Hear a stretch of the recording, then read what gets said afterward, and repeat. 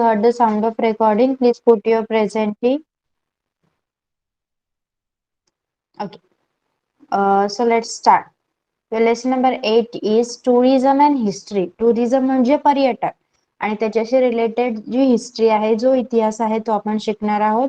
So the points will be covering in this lesson are tourism in the past म्हणजे पूर्वी पर्यटन कशा प्रकारे होतं. देन टाइप्स ऑफ टुरिझम, पर्यटनाचे प्रकार कोणकोणते आहेत. डेव्हलपमेंट ऑफ टुरिझम, या पर्यटनाचा विकास कसा होत आहे. Then conservation and preservation of historical places, हे जे ऐतिहासिक स्थळं आहेत आपल्याकडे, त्याचं जतन कशा प्रकारे करायला पाहिजे. And the professional opportunities in the tourism and hospitality industry, आणि हे पर्यटन आणि जे आतिथ्य क्षेत्र आहे त्यामध्ये जर तुम्हाला व्यवसाय करायचा असेल, जॉब करायचा असेल, तर त्यामध्ये कशा प्रकारे तुम्हाला संधी उपलब्ध होऊ शकते ते आपण या लेसन मध्ये शिकणार आहोत. So our first point 8.1 is tourism in the past. See, the tradition of travelling is quite old in India. आपल्या देशामध्ये, भारतामध्ये पर्यटनाची जी परंपरा आहे ती खूप जुनी आहे, खूप जुन्या काळापासून चालू आहे.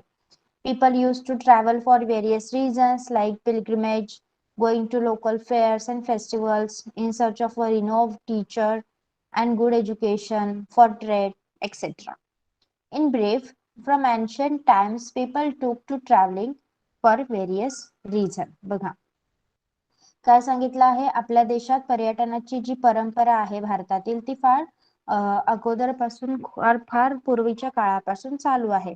मग यामध्ये तीर्थक्षेत्रांना जाऊन भेटणे, स्थानिक जत्रा असतात, यात्रा असतात, त्या जत्रेला भेट देणे, किंवा विद्यार्थी अभ्यासासाठी आणि चांगल्या शिक्षकाच्या शोधात दूरच्या प्रदेशात जाऊन शिकत असतात. व्यापारासाठी एखाद्या ठिकाणावरून व्यक्ती दुसऱ्या ठिकाणी जातो. या सर्व निमित्तांमुळे काय होतं, आपल्याकडचं जे टुरिझम आहे ते घडून येत असतं, पर्यटन आहे ते घडून येतं. ब्रीफली जर आपण सांगायचं झालं तर जो माणूस आहे त्याला पूर्वीपासूनच फिरण्याची आवड आहे. Okay, do you know the Buddhist literature tells us that Gautam Buddha travel to several cities in ancient India for preaching. बौद्ध वाङ्मयानुसार लोकांना उपदेश देण्यासाठी गौतम बुद्ध भारतातील अनेक प्राचीन शहरांना भेटून आले होते. Buddhist monks were ordained not to stay at one place but keep traveling continuously to various places. Jain monks, sadhus also used to travel constantly. मग जे बौद्ध भिक्खू असतात त्यांना एका ठिकाणी न राहता सतत एका ठिकाणावरून दुसऱ्या ठिकाणी जाणं आवश्यक असतं. आणि जैन मुनी आणि साधू हे सुद्धा सतत एका ठिकाणावरून दुसऱ्या ठिकाणी जात असतात, भ्रमण करत असतात. Yuan Shang in the Chinese monk traveled to India in 630 CE. In the medieval period, Sant Namdev, Sant Eknath, Guru Nanak, Ramdas Swami traveled extensively in India. मग इसवी सन 630 मध्ये चीनवरून एक मॉन्क आला होता, ज्याचं नाव होतं युआन शांग. हा भारतात आला होता आणि मध्ययुगामध्ये देखील, मिडायवल पिरियड मध्ये देखील संत नामदेव, संत एकनाथ, गुरु नानक, रामदास स्वामी हे सुद्धा भारतभर भ्रमण करत होते. नाव comes to tourism. Okay, tourism म्हणजे पर्यटन. Tourism can be define as travelling to visit places in distant regions for a specific purpose. वेगवेगळ्या लांब लांबच्या ठिकाणांना, स्थळांना काहीतरी स्पेसिफिक पर्पजने, काहीतरी विशिष्ट हेतूने भेट देण्यासाठी केला जाणारा प्रवास म्हणजेच tourism. Okay, market tourism can be defined as traveling to visit places in distant regions for a specific purpose. पर्यटन म्हणजे दूरदूरच्या स्थळांना काहीतरी विशिष्ट हेतूने भेट देणे आणि त्या भेट देण्यासाठी केला जाणारा प्रवास म्हणजे पर्यटन, tourism. In the latter half of 19th century CE, the name of Thomas Cook is noteworthy in the context of tourism history. बघा 19व्या शतकात थॉमस कुक थॉमस कुक याचं नाव टुरिझमच्या हिस्ट्रीमध्ये घेतलं जातं का? ही organise a trip by railway from Leicester to Loughborough for about 600 people. Later, he was successful in organizing a round trip of Europe. Eventually, he established a travel agency selling tourist tickets. This early venture of Thomas Cook opened doors for the development of modern tourism. बघा, 19वे शतक संपत असताना Thomas cook याने Leicester ते लाफबरो इथे या ठिकाणावरून Lester या ठिकाणावरून लाफबरो इथपर्यंत जाणारी एक रेल्वे सहल आयोजित केली होती ज्याच्यामध्ये 600 लोक होती आणि पूर्ण युरोपची युरोपला वर्तुळाकार सर्क्युलर अशी सहल यशस्वीपणे थॉमस कुक याने घडवून आणली आणि याने स्वतःची एक एजन्सी खोलली त्यामध्ये तो पर्यटनाची टुरिझमची तिकीट्स विकत होता आणि त्यातूनच जे मॉडर्न टुरिझम सेक्टर आहे ते उघडले आधुनिक पर्यटन युग सुरू झालं ओके मार्क दिस ऑल्सो थॉमस कुकला मार्क करा काय केलंय त्यांनी टुरिस्ट तिकीट सगळ्यात पहिल्यांदा टुरिस्ट तिकीट विकणं थॉमस कुकने चालू केलं ओके सी यातून सुद्धा मार्को पोलो याच्यावरून सुद्धा तुम्हाला एक रिकाम्या जागा येऊ शकते so we will see this also okay do you know Benjamin of Tudela is known as the first European traveller discoverer बघा जगातील पहिला युरोपीय ट्रॅव्हलर डिस्कवरर म्हणजे शोधक प्रवासी कोण आहे बेंजामिन टुडेला लक्षात ठेवायचं आहे मार्क दिस ऑल्सो बेंजामिन टुडेला जगात युरोपियन ट्रॅव्हलर होता जो जगातला पहिला ट्रॅव्हलर डिस्कवरर म्हणून ओळखला जातो he was born in Spain during the period of 1159 to 1173 CE. He traveled to France, Germany, Italy, Greece, Syria, Arabia, Egypt, Iraq, Persia, India and China बघा Benjamin ट्यूड हा जगातला पहिला युरोपीय शोधक प्रवासी म्हणून ओळखला जातो युरोपीय भारतीय नाही हा लक्षात ठेवा आणि त्याचा जन्म कुठे झाला होता स्पेन मध्ये 1159 ते 1173 या कालावधीत त्याने फ्रान्स जर्मनी इटली ग्रीस सिरिया त्यानंतर अरेबिया इजिप्त इराक पर्शिया या सगळ्या देशांमध्ये तो फिरला होता India and China also was included. He maintained diaries of account of his travels.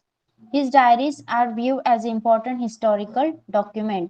आणि त्याने काय केलं होतं त्याने जो प्रवास केला त्या प्रवासाबद्दल त्याला जे अनुभव आले ते त्याने त्याच्या डायरीमध्ये लिहिले होते आणि आता ती डायरी आपण हिस्ट्रीचा सोर्स म्हणून वापरतो okay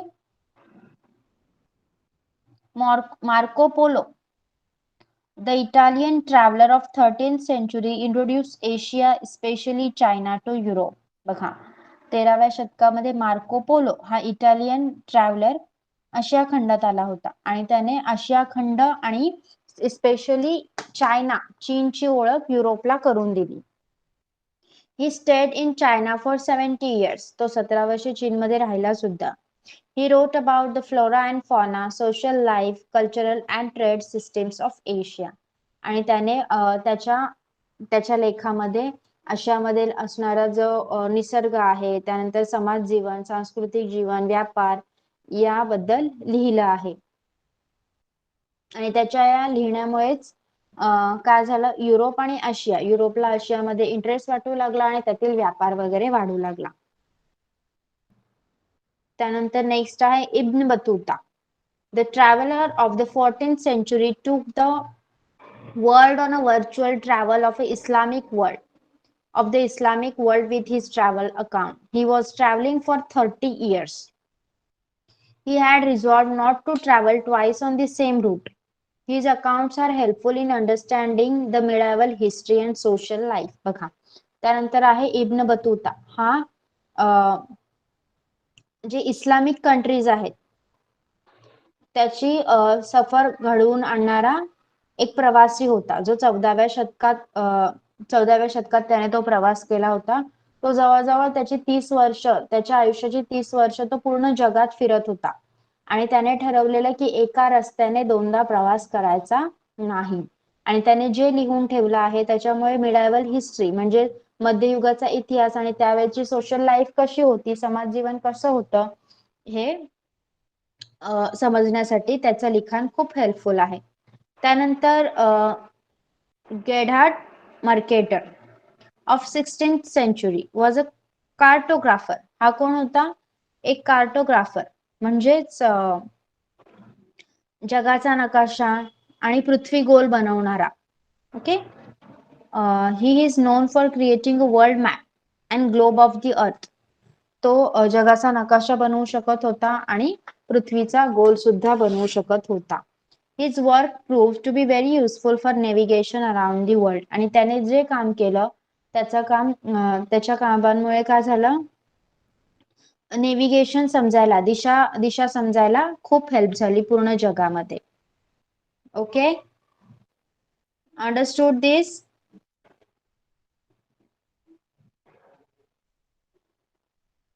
got till here?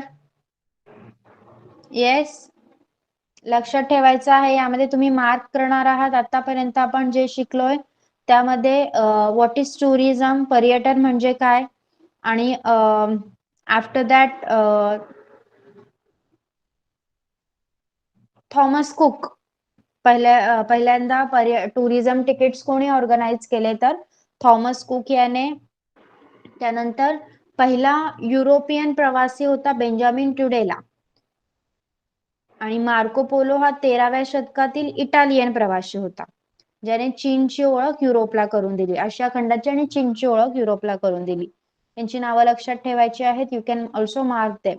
Okay, next.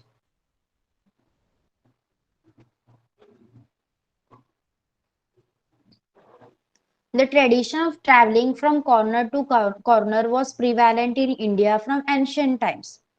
देशाच्या एका टोकापासून दुसऱ्या टोकापर्यंत पायी प्रवास करणे ही परंपरा भारतापासून खूप पूर्वीपासून चालत आलेली आहे. आता पण आपण पाहू शकतो किती आपल्याकडे आपल्या देशामध्ये वेगवेगळ्या दिंड्या, वेगवेगळ्या पालख्या या त्या तीर्थक्षेत्रापर्यंत, त्या देवस्थानापर्यंत चालत नेल्या जातात. येस, पाहताना तुम्ही आता सुद्धा आपल्याकडे हे ट्रेडिशन चालू आहे. तर ही परंपरा भारतामध्ये खूप पूर्वीपासून चालत आलेली आहे. Vishnu Bhatta Godse wrote down the account of his journey from Maharashtra to Ayodhya and back to Maharashtra. It is published as a book entitled माझा प्रवास, My Journey. बघा, मग महाराष्ट्रातून अयोध्येपर्यंत आणि पुन्हा तेथून अयोध्येपासून महाराष्ट्रापर्यंत केलेला प्रवास याचं वर्णन विष्णू भट्ट गोडसे यांनी माझा प्रवास या त्यांच्या पुस्तकामध्ये लिहून ठेवलेला आहे. Vishnu Bhatta traveled during times of the Indian War of Independence in 1857. He was the eyewitness for many events related to this historical event. आणि त्यांनी हा प्रवास कधी केला होता, जेव्हा 1857चा उठाव चालू होता, स्वातंत्र्य संग्रामाचा काळ चालू होता, तेव्हा त्यांनी हा प्रवास केला होता आणि त्या संग्रामासंबंधित ज्या ज्या गोष्टी झाल्या त्याचे ते प्रत्यक्ष साक्षीदार होते. His accounts are full of detailed descriptions about various incidences during this period, especially those about the life of Lakshmi Bai, the Queen of Jhansi. We also get to know the nature of Marathi language of the 18th century. This book is one of the important sources of history of that period.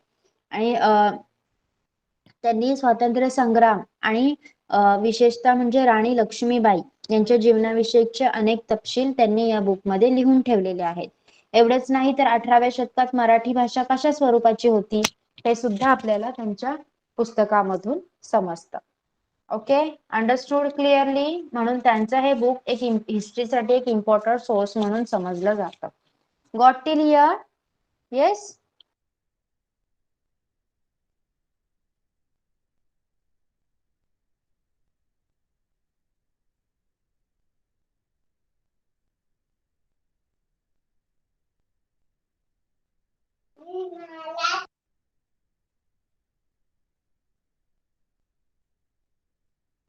Okay, let's start again. Now the 8.2. 8.1 is clear to all of you. 8.1 clear झालंय सगळ्यांना? Any doubt? Any doubt over here? Have you marked whatever I have told you? Have you marked the questions? Yes. Okay. The important points have you marked? Yes. So let's start. 8.2 is types of tourism. These days, tourism has become an independent field of local, interstate, national and international business. आता या काळामध्ये tourism हा एक प्रकारचा स्थानिक, राष्ट्रीय, आंतरराष्ट्रीय अशा प्रकारचा एक व्यवसाय झालेला आहे, बिझनेस झालेला आहे. The desire to visit national and international monuments, places of historical importance and natural beauty, ancient centers known for handicrafts, pilgrim centers, industrial center and sites of various developmental projects, etc. promotes tourism. बघा, देशा परदेशात असणाऱ्या वेगवेगळ्या पुरातन काळातील वास्तू, इतिहासाच्या दृष्टीने प्रसिद्ध आणि निसर्गरम्य अशी स्थळे, प्राचीन अशी कला निर्मितीची केंद्रे, त्यानंतर तीर्थक्षेत्रे, औद्योगिक किंवा इतर कोणत्याही प्रकारचे प्रकल्प या इत्यादींना भेट देणे, याच्यामुळे काय होत आहे? टुरिझम प्रमोट होत आहे. Tourists from all over the world wish to visit natural and man-made sites which offer a delightful and awe-inspiring experience. मग जगामध्ये जेवढे टुरिस्ट आहेत, जेवढे लोक आहेत, त्यांना निसर्ग निर्मित आणि मानव निर्मित या गोष्टीमध्ये रम्यता, भव्यता असेल तर त्याचा अनुभव आपल्याला घेता यावा असं जे टुरिस्ट आहेत, पर्यटक आहेत, त्यांना वाटत असतं. The places like snow-capped peaks, beaches, pristine jungle, which were neglected previously, became important locations of tourist interest. मग या पर्यटकांना कोणकोणत्या गोष्टींमध्ये इंटरेस्ट वाटतो? तर त्यांना एखाद्या डोंगराचा, एखाद्या पर्वताचा भाग हिमच्छादित असेल, हिमशिखर असेल, लाईक हिमाचल प्रदेश, तर आणि समुद्र किनारे, घनदाट जंगले, ज्यांच्याकडे पहिल्यांदा दुर्लक्ष केलं गेलं, पण आता टुरिस्टच्या आकर्षणाने त्या प्लेसेसला विशेष महत्व आलेलं आहे. अशा जागांना जाऊन भेटणे हे पर्यटकांना आवडत असतं. Mass media began to make special audio visual presentations highlighting places of tourist interest. आणि त्याच्या you can see the ads. Okay, तुम्ही ऍड पाहू शकता. Maharashtra tourism, Madhya Pradesh tourism, Kerala tourism अशा वेगवेगळ्या प्रकारच्या ऍड येतात टीव्हीला. त्या कशासाठी येतात? जेणेकरून लोकांनी जास्तीत जास्त प्रसार माध्यमातून लोकांनी जास्तीत जास्त त्या जागेला महत्व द्यावं, त्या जागेला जाऊन भेटावं, जेणेकरून तिथलं जे टुरिझम आहे ते वाढेल, तिथलं पर्यटन वाढेल. Tourism can be broadly typified into local tourism, interstate tourism, international tourism, religious tourism, historical tourism, health tourism, science tourism, agro-tourism, sports tourism, tourism based on special events, etc. Avigna, put off your mic and camera both.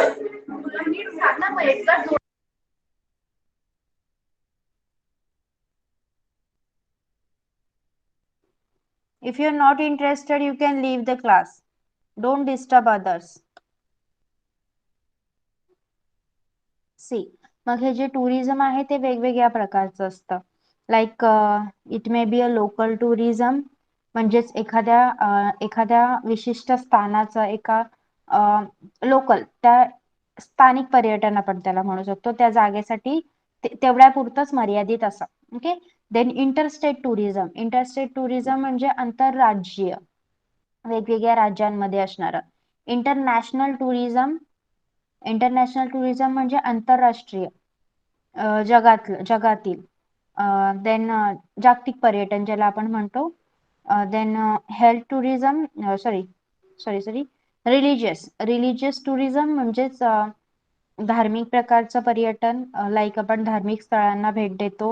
Historical tourism म्हणजे ऐतिहासिक जी स्थळं आहेत काही, जसं लेणी, we can have our Elephanta caves, Ajanta Ellora, okay, त्याला आपण म्हणायचं historical tourism. Health tourism, health tourism म्हणजे आरोग्याला पूरक असं एखाद्या ट्रीटमेंटसाठी बाहेर जाणे, ओके. देन सायन्स टुरिझम म्हणजे विज्ञानाशी रिलेटेड एखाद्या सायन्स सेंटरला भेट देणे, ते नेहरू तारांगण वगैरे असतं तशा ठिकाणी भेट देणे, that you can called as science tourism. Agro tourism म्हणजे कृषी विषयक पर्यटन. स्पोर्ट्स टुरिझम क्रीडा पर्यटन. असे वेगवेगळ्या प्रकारचं पर्यटन किंवा टुरिझम आपल्याला पाहायला मिळतं. First is local and interstate tourism. बघा, this kind of tourism is not very overwhelming because it is within one's own country. हा प्रवास एकदम त्रासदायक नसतो, सोपा असतो, कारण तो देशातल्या देशातच असतो.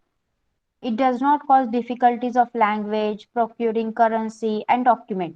मग यामध्ये तुम्हाला भाषेचा प्रॉब्लेम येत नाही, चलन तुमचे जे पैसे आहेत ते तुम्हाला बदलावे लागत नाहीत, जास्त डॉक्युमेंट्स लाईक पासपोर्ट वगैरे, पासपोर्ट विजा तुम्हाला लागत नाही जर तुम्ही इंटरस्टेट मध्येच आहात तर. त्यानंतर more so we can plan it at a time suitable to us. आणि मेन म्हणजे आपल्याला वेळ असेल त्याप्रमाणे आपण याचं नियोजन करू शकतो. जसं तुम्हाला बाहेर जायचं आहे तर तुम्हाला जर देशाच्या बाहेर जायचं आहे तर आपल्याला पासपोर्ट विजा पासून सुरुवात करावी लागते. तिथलं हवामान आणि आपल्या हवामानामध्ये फरक असतो, त्यामुळे आपल्याला आपण ज्या ज्या महिन्यांमध्ये तिथे जातोय तिथलं हवामान आपल्याला सूट होणार आहे की नाही याचा आपल्याला विचार करावा लागतो. तसं आपल्या इंटरस्टेटमध्ये नसतं. इंटरस्टेटमध्ये सगळीकडे आपल्या भारतामध्ये हवामान सारखं असतं, आपण पाहिजे त्या डेट्सला पाहिजे त्यावेळी जाऊ शकतो. आपल्याला भाषेचा प्रॉब्लेम होत नाही. हिंदी, मराठी, इंग्लिश या 3 भाषा आपण, जरी तुम्ही नॉन मराठी नॉन हिंदी लोकांशी बोललात तर इंग्लिश पण तुम्ही वापरू शकता आणि ते तुमच्याशी बोलू शकतात. त्यामुळे आपल्या कंट्रीमध्ये आपल्याला भाषा, चलन आणि कोणत्याही प्रकारची कागदपत्रे यांचा प्रॉब्लेम टुरिझमच्या वेळी होत नाही. Next come to international tourism. आता आंतरराष्ट्रीय पर्यटनाबद्दल आपण पाहूया. Nowadays, it has become easier to travel because of the easy availability of number of options of railway, marine and air transport. बघा, आता जहाज, रेल्वे आणि विमान यांच्यासारखे ऑप्शन्स आपल्याला अवेलेबल झाले आहेत, त्यामुळे आपण इंटरनॅशनल टुरिझम करणं पूर्वीपेक्षा आपल्याला आता सोपं आहे. Marine transport has linked the coastal region. There is a trans-European railway route. Aviation has brought the entire world closer. बघा, जर तुम्ही मरीन ट्रान्सपोर्टचा विचार केला तर जहाजांमुळे समुद्र किनाऱ्यावरचे जे देश आहेत ते एकमेकांना जोडले गेले आहेत. आपण जहाजांमुळे एका देशाच्या समुद्र किनाऱ्यावरून दुसऱ्या देशाच्या समुद्र किनाऱ्यावर जाऊ शकतो. रेल्वेचा आपण विचार केला तर रेल्वे रुळांनी युरोप पर्यंत जोडलं, आपण जगाला युरोप पर्यंत जोडले गेले आहोत. विमानांनी देखील पूर्ण जग जवळ आलं आहे.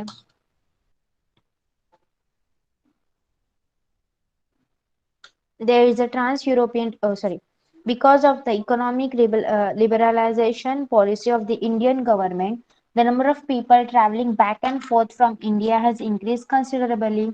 आणि आपल्या गव्हर्नमेंटचं आर्थिक उदारीकरण ही पॉलिसी, हे धोरण जेव्हा अवलंबलं आहे तेव्हापासून भारतातून परदेशात जाणारे लोक आणि परदेशातून भारतात येणारे लोक यांची संख्या देखील वाढलेली आहे.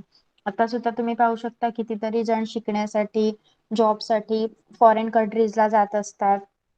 Okay, this is because of the liberalization policy of Indian government.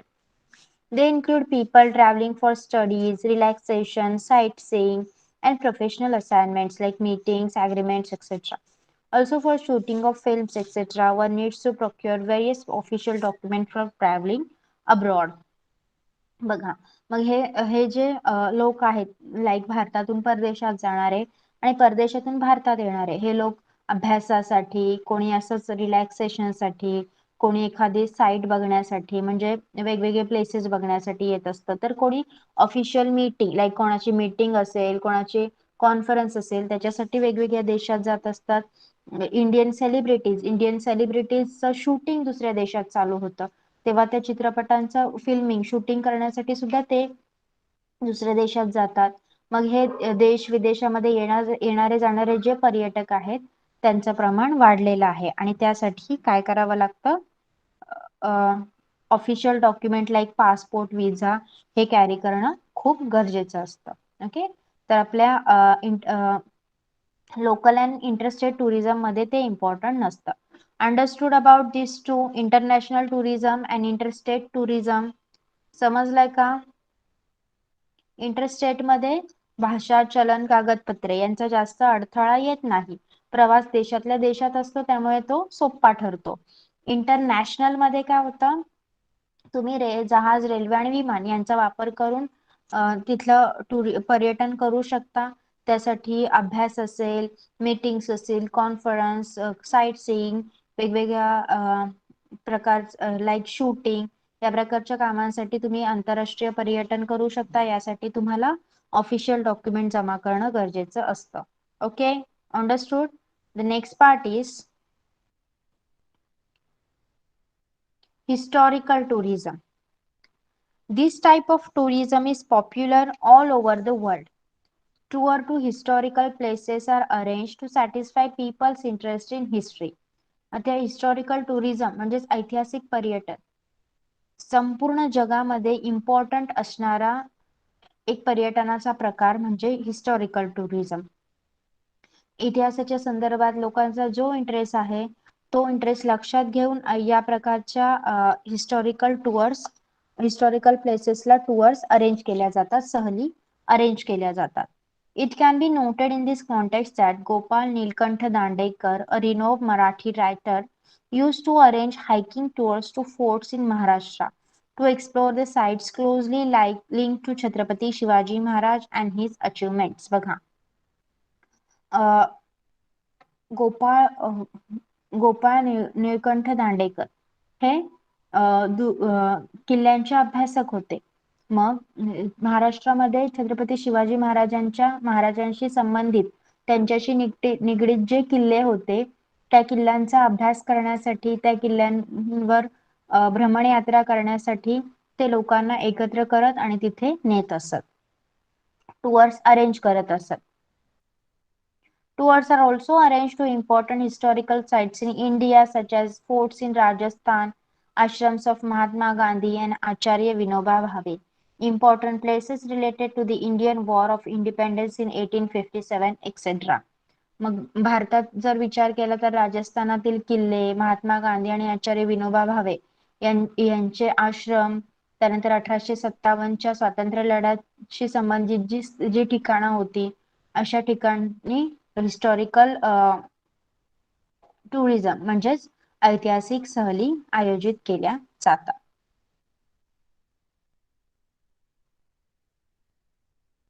This is the valley of flowers. People of various religion communities are dispersed globally. तुम्हाला माहितीच असेल की आपल्या पूर्ण जगामध्ये वेगवेगळ्या समाजातील आणि वेगवेगळ्या धर्मातील लोक एकत्रपणे विखुरलेली आहेत. However, they feel united because of their mythological tradition and the places associated with those tradition. पण त्यांच्या धर्मामध्ये प्रचलित असलेल्या ज्या पुराण कथा आहेत आणि त्या पुराण कथाशी जोडलेले जे काही जिओग्राफिकल प्लेसेस आहेत, भौगोलिक स्थळे आहेत, त्यांच्यामुळे ते लोक एकत्र येत असतात. This creates a desire to travel to those places and it gives rise to religious tourism. आणि त्यामुळे काय होतं, लोकांना ते पुराण कथेमधील हे ठिकाण होतं, जसं आपण ऐकतो त्र्यंबकेश्वर किंवा कोणत्याही प्रकारचं you can say Shaktipeeth. Okay, शक्तीपीठ किंवा ज्योतिर्लिंग यांच्याबद्दल आपण ऐकतो तेव्हा आपल्याला त्याला भेट देण्याची उत्सुकता निर्माण होते. तसंच जगातील विविध समाजातील लोक त्यांच्या त्यांच्या धर्मातील ज्या गोष्टी ऐकतात त्याच्याशी निगडीत जे पर्यटन, जे भौगोलिक स्थळ आहे त्यांना भेट द्यायची वाटते. Okay, in this context the construction sorry, this creates a desire to travel to those places and it gives rise to religious tourism. आणि त्या स्थळांना भेट देण्याची इच्छा पर्यटकांच्या मनात निर्माण होते आणि त्याच्यामुळेच रिलिजियस टुरिझम म्हणजे धार्मिक पर्यटनाची सुरुवात होते. In this context, the construction undertaken by Ahilyabai Holkar spending from her personal funds are noteworthy. Ahilyabai wanted to provide good amenities on the pilgrim routes like Char Dham Yatras and 12 Jyotirlingas. So, see, just I have told you. बघा. मग यामध्ये जिथे जिथे लोक अशा ठिकाणी भेट देण्यासाठी जातात त्यामध्ये लोकांची सोय व्हावी म्हणून अहिल्याबाई होळकर यांनी आपल्या व्यक्तिगत फंड मधून लोकोपयोगी कामे केलेली आहेत ज्यामध्ये 4 धाम आणि 12 ज्योतिर्लिंगे या ठिकाणचा समावेश होतो.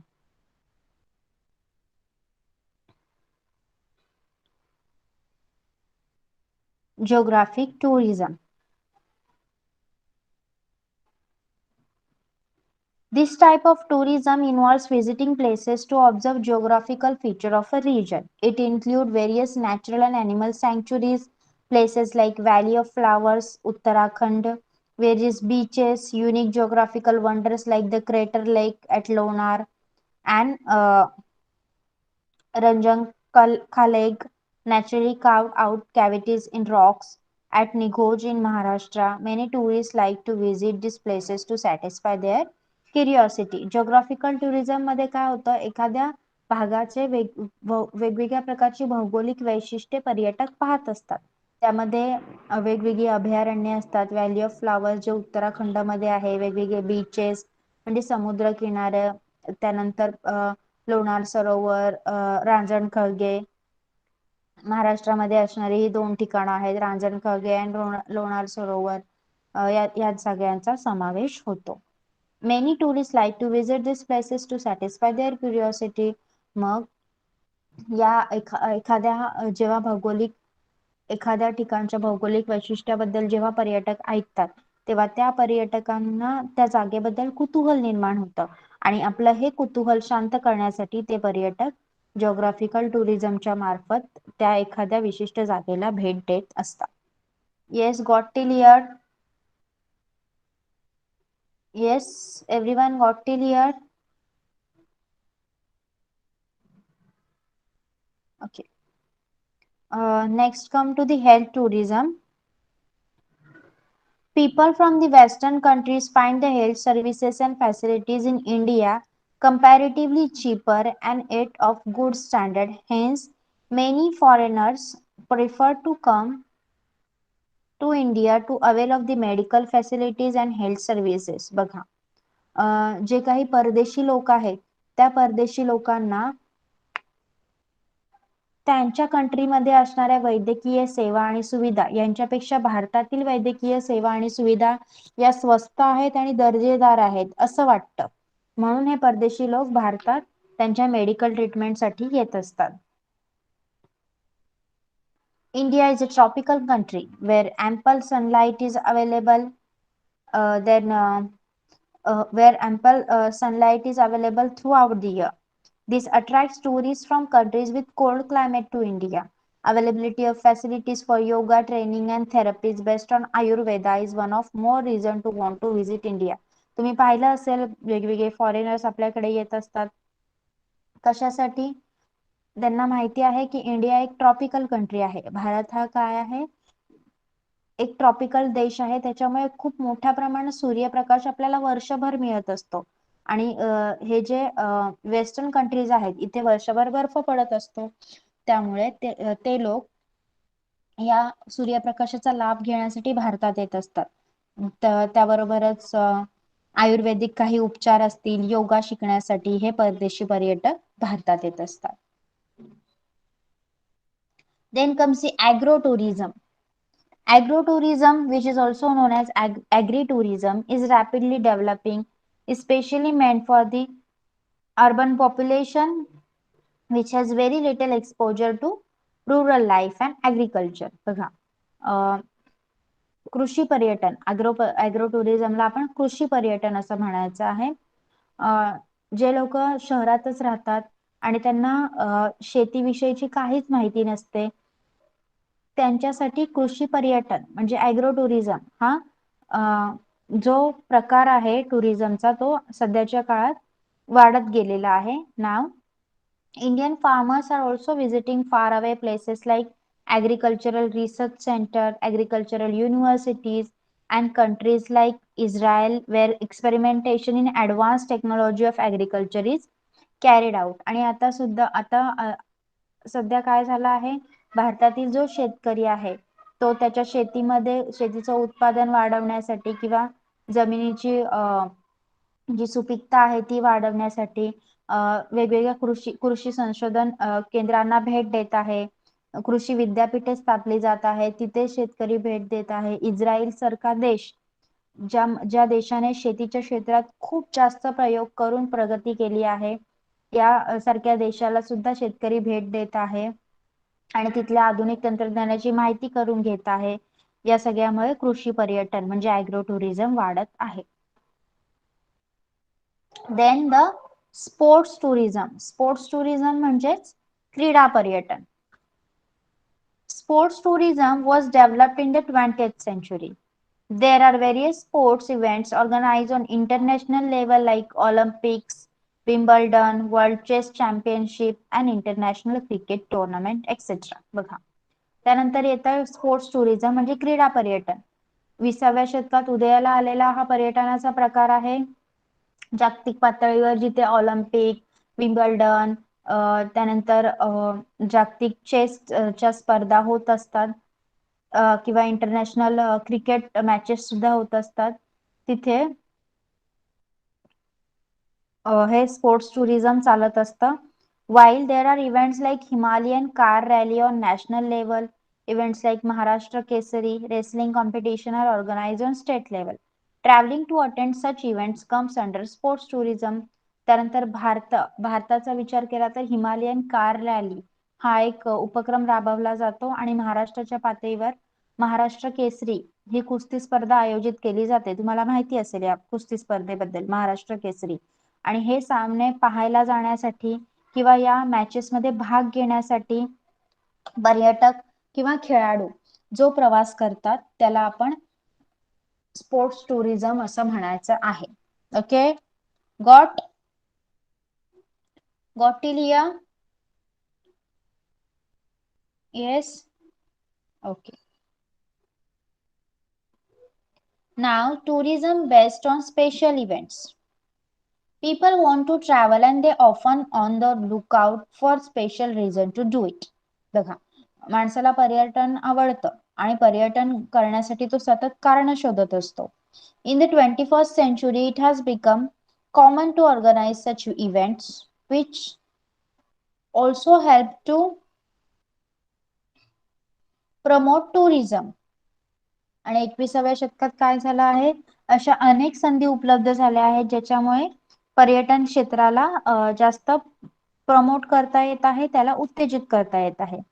Film festivals, various types of seminars and conferences, international book exhibitions etcetera are example of such special event. मग ही स्पेशल इव्हेंट्स नक्की कोणकोणते असतात? IIFA award, okay, film festival, IIFA award वेगवेगळ्या देशात हा अवॉर्ड केला जातो, त्यामुळे भारतीय लोक तिथे जातात. त्यानंतर वेगवेगळे कॉन्फरन्स, सेमिनार भरवले जातात. बुक एक्झिबिशन असतं, पुस्तक प्रदर्शन असतं, त्यामध्ये सुद्धा लोक वेगवेगळ्या देशातील लोक जिथे बुक प्रदर्शन आहे तिथे जात असतात. Okay, many literature enthusiastic in Maharashtra travel every year to attend Akhil Bharatiya Marathi साहित्य संमेलन, pan Indian Marathi literary convention.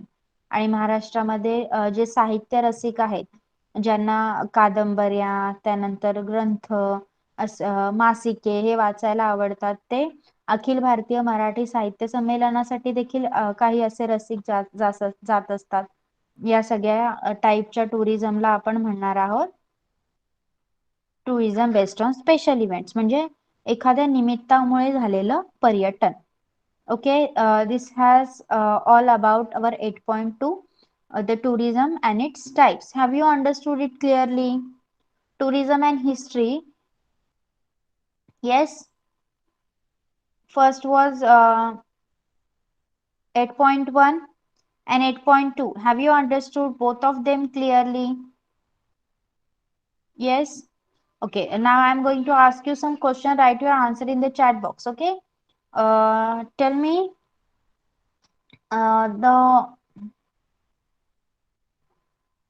the Chini traveler who came to who came to India by from Chin. Yes, a Chini traveler. कोण होता चीनी traveller Buddha भिक्षू.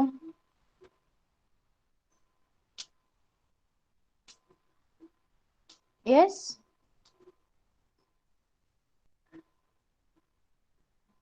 Yuan Shuang. Okay. Next is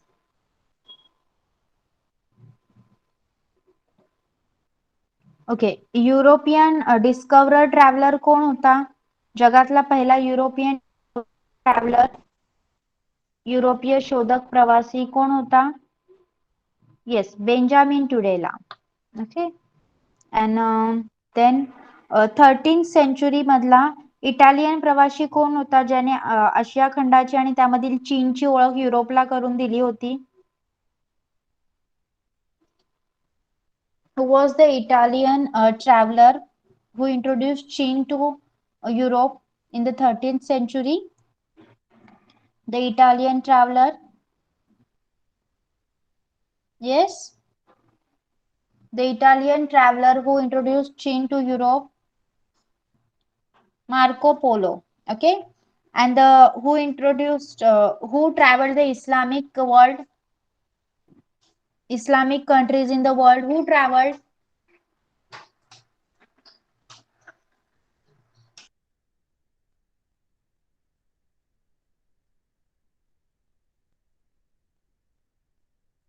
Battuta.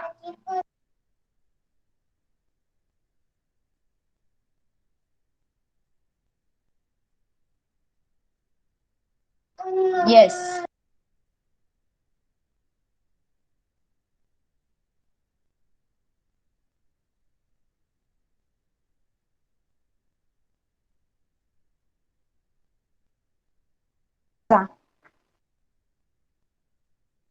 Okay, so here we are going to stop. Have you understood it clearly? Yes. 2 points of from our lesson 8.1 and 8.2 we have done. If anyone has any doubt, you can ask me. The type of tourism, have you understood clearly? Tourismचे types प्रकार समजलेत का सगळे? Okay, so you can leave the class. Bye bye.